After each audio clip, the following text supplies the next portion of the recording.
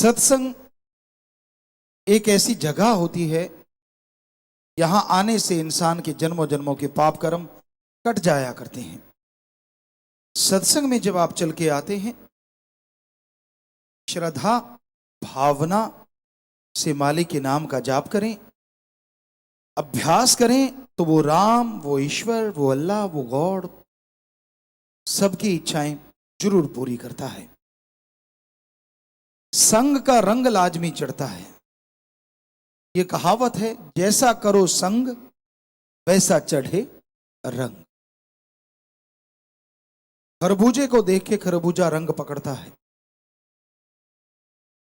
यह कहावत है जमींदारों में, किसानों में। उसी तरह आप जैसे लोगों की सोहबत में, जैसे लोगों के संग में बैठेंगे, वैसा रंग लाजमी चढ़ता है। इसलिए संग सोहबत अच्छे की करो। कभी भी किसी को गलत ना कहो, कभी किसी को बुरा ना कहो। सबका भला मांगो, सबका भला करो और मालिक को मांगते हुए आगे बढ़ो। कहीं भी कोई निंदा चुगली करता मिल जाए, अच्छा है, जितनी दूरी उससे बना लो। कई बार आप देखते हैं कोई इंसान अपने मां परिवार की निंदा चुगली करता है, चाहे वो सही बात ही क्यों ना हो, उससे दूरी बना लीजिए। क्योंकि धीरे धीरे निंदा का असर आप पे भी होना शुरू हो जाता है और आप क्यों किंतु परंतु में उलझ के रह जाते हैं। इंसान जब सत्संग में आता है और अपने सतगुरु मौला राम से जुड़ता है, तो बात ही कुछ और होती है और नजारा भी कुछ और ही होता है। पर धीरे धीरे धीरे धीरे जैसे जैसे लोगों की बातों में आता जाता है, वो दूर होता चला जाता है, तो उसकी अपनी एक अलग थ्योरी हो जाती है, अलग सोच हो जाती है और अलग हस्ती बना लेता है वो। इंसान को सोचना चाहिए उन बातों का, जब इंसान सतगुरु मौला से जुड़ा था। क्या प्यार था, क्या अल्लाह वाहिगुरु राम के प्रति इश्क था।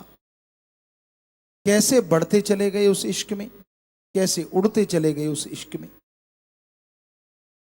क्या नजारे मिले उस राम के इश्क में और कितनी खुशियां मिली उस राम के इश्क में। लेकिन जब इंसान अपने मन के प्रति गुलाम हो जाता है, सेवा सुमरण छोड़ देता है, भक्ति इबादत छोड़ देता है, तो फिर वो मन के हाथों मजबूर सतगुरु से दूर दूर दूर होता चला जाता है। तो आप अपनी भावना का शुद्धिकरण कीजिए, अपने विचारों को बदलिए। हमेशा ऐसे लोगों की सोहबत कीजिए जो नेकी भलाई के रास्ते पे चलते हों, जो आपको गलत रास्ता दिखाते हैं, जो अपने मतलब के लिए आपको इस्तेमाल करते हैं। बच के रहिए ऐसे लोगों से, बहन भाइयों से, परिवार से, क्योंकि वो आपके नहीं हो सकते। आपके वही हैं जो आपको सही रास्ता दिखाएं, आपके वही हैं जो आपको सही चलना सिखा दें, आपके वही हैं सुख दुख में जो आपका साथ दे दे। सच्चा मित्र उसे कहते हैं जो इंसान को सच्चाई मुंह पे कह दे। यह देखा गया है कि इंसान जब कोई गलत कर्म करता है, कई मित्र ऐसे होते हैं उन्हें रोकते नहीं, बल्कि वाह वाह वाह वाह वाह वाह करते रहते हैं। पंजाबी में एक बात बड़ी मशहूर है, कौली चट। असल में वो दोस्त नहीं होते, वो कौली चट होते। उनको होता है कि यार वाह वाह करते रहेंगे तो कौली का मतलब होता है खान पान मिलता रहेगा, पैसा मिलता रहेगा, अपा इससे काम निकलवाते रहेंगे, इत्यादि इत्यादि। कि अगर सच्ची बात मुंह पे कह दी कहीं ये बिगड़ी ना जाए और अपने को कुछ भी नहीं मिलेगा, अपा तो खाली रह जाएंगे। तो सच्चाई ये है, जो लोग आपको सच्ची बात मुंह पे कह दें, आपका दोस्त, आपका मित्र, आपका फ्रेंड, वो सही है, वो सच्चा दोस्त है। और जो आपकी हर बात पे आंखें मूंद के वाह वाह वाह वाह वाह वाह करता रहता है, समझ लो आप डुबेंदे बामणा जजमान भी डूबे, कि वो तो डूब ही रहा है, आपको भी डुबोएगा। तो ऐसे लोगों से जितना दूर रहो, परहेज करो, उतना ही अच्छा है।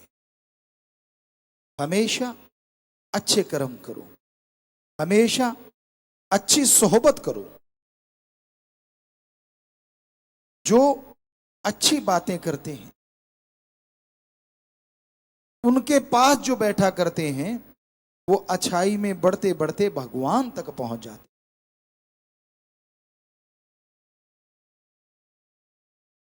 तो संत पीर फकीर हमेशा सत्संग का कहते हैं, सत्संग, सच का संग, सच की सोहबत।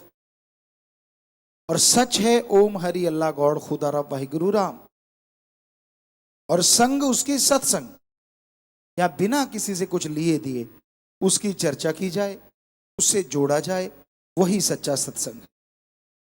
पानी अगर खारा हो या कड़वा हो, उसमें लाखों क्विंटल चीनी डाल दो, मीठा नहीं होता। कुछ देर हुआ फिर वहीं का वहीं। काग को चूने से पोत दो, वो हंस नहीं बनता, कूड़े करकट के ढेर में चोंच मारेगा ही मारेगा।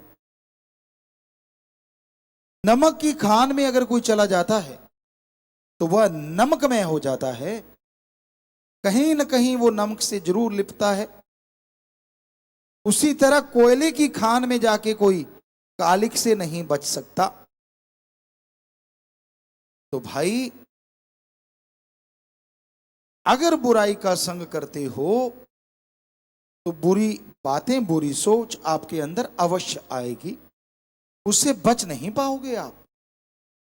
और अगर बचना ही चाहते हो तो फिर ईश्वर का नाम लेना जरूरी है, मालिक का नाम लेना जरूरी है, तभी बच पाओगे, तभी खुशियां ले पाओगे। अच्छा संग करो। सत्संग की बात तो सबसे बड़ी है, लेकिन कहते हैं चंदन के पेड़ के पास अगर नीम लग जाए तो उसमें भी खुशबू आने लगती है।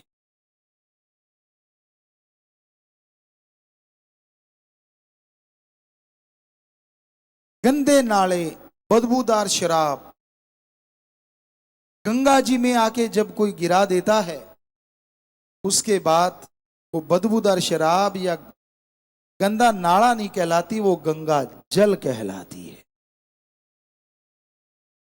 वैसे ही राम नाम की गंगा होती सत्संग।